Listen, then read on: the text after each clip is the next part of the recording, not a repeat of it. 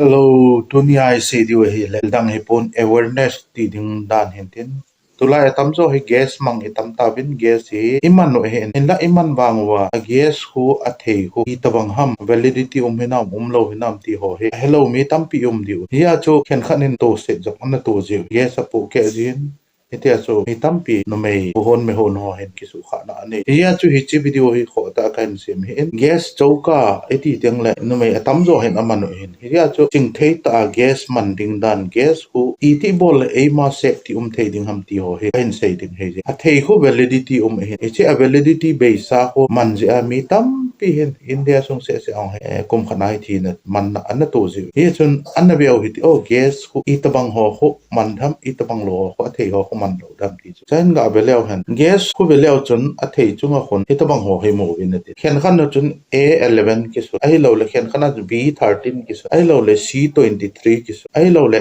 D30 a omen abang ko 15.7 ki ti ho a kg en la D30 ki ti ho EP abet sa ham ti chu kan sei de ama sa pe nin ga beo hete example a hi chi a he A11 a ki su A11 khun EP a code ham A khun EP a code ham 11 khun EP code ham kan hi chi hin ama sa pe na ga sei nom cha hi le A khun EP a code ham ga sei te diu te A khun abet sa na ko ahi ahile January to March tin he January akona March ke ka January February March sathum song he A akod ho kan se ki teng le B in akodo ipyam ti ahile chain belao chon picture jong ken koi de B in akodo chu ipyam tel April to June April la kona June chat tin he aba na he ga bekit lew hen C hin ipi akodo ham ga be sa ki no C hin akodo he ahile C hin July to September atin he teng la D hin ipi akodo ham tile belao hen D hin October to December ti akodo teng la ban ga bekit no te tu hin hi chen ga belao chun I he theina di D chun A B C D in akodo chi sei ta ai le aninga number ki sun 30 ki sun loi 13 ki sun loi 11 ki sun loi D example a 30 ki sun loi A 11 ki sun loi ti cha om tuin example a he theina di khanin ga belao han chen D30 a ki sun D hin ipi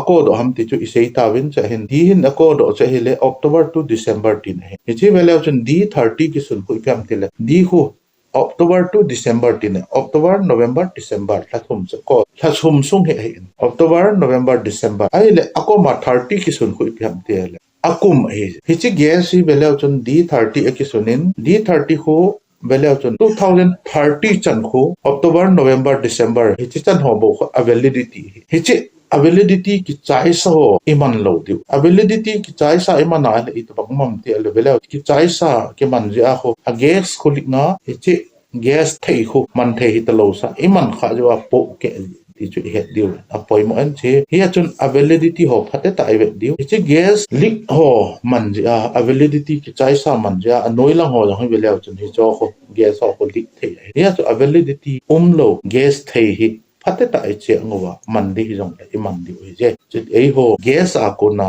thil phalo thong ding a ko na iso cha the ne diwa ichi video kain se mi je phate ta ve win lang chain bel ve ki leo chun